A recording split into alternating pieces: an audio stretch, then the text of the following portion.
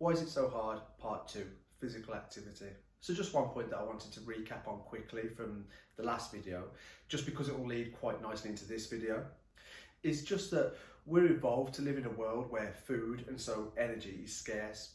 Now in the last video, I was talking about how this influences our behaviours from a nutritional perspective, but think about the other side of that for a second. If you had a massive energy bill come through one day and you were worried that you couldn't afford it, you'd turn that thermostat down, you'd be turning lights off when you left rooms, you'd be making sure all the doors were closed, and maybe even putting on some extra layers rather than turning on the heating. And your body's doing the same thing. And to talk about that, I wanted to break it down into both a collective level and then onto an individual level for people who are trying to lose weight. So on a collective level, as humans, we tend to seek the easiest route. And you need look no further to see this than to just see people who are faced with the decision between escalators and stairs. The majority of people are going to go for the escalators every time. Now, taking that back to an evolutionary point of view, this isn't so much about being lazy or not, it's more about being energy efficient, because remember, your body's trying to keep its heating bill down. And as a species, we've gotten really good at doing this. Just think about how we use technology to do it. We've been using technology to make work easier since somebody invented a wheel and then used that to make a wheelbarrow. And fast forward to modern times, we find ourselves now in a position where our jobs are more sedentary than ever before. From office workers that are jammed behind a desk all day, to formerly manual workers that are now working on a machine or driving a forklift or using a pump truck to cart things around rather than carrying them.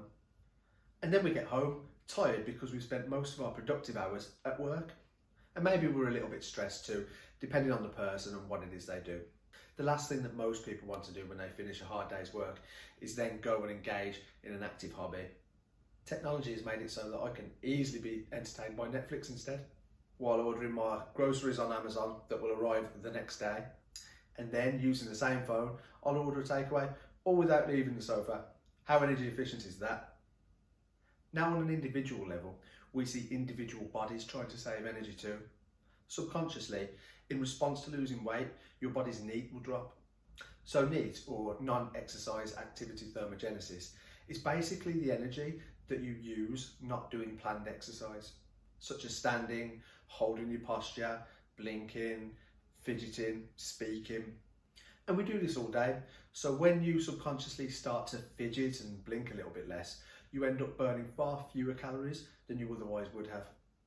That's just a defense mechanism your body has against weight loss, because your body's basically paranoid about starving.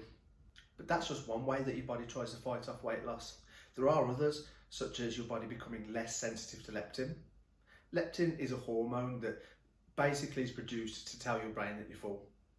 And so when you lose weight and become less sensitive to leptin, it makes it harder for it to do its job, making it much more likely that you'll overeat. That's probably one that I should have brought up in the last video actually, as it's more to do with nutrition than it is from the physical activity side of things. But you get the idea. Suddenly you can start to see how weight loss is actually very tough, and although it is about burning more calories or more energy than you consume, there's actually a lot more to it than that, and it's not just a case of greedy, lazy people who have no willpower. And if you've tried and failed to lose weight before, you're far from alone there, because the deck is stacked against you before you start. But with that being said, it doesn't mean that you should throw in the towel, and hopefully part 3 will be a little bit sunnier, as I'm going to talk a little bit more about what we can do about it. So I'll catch you in part 3.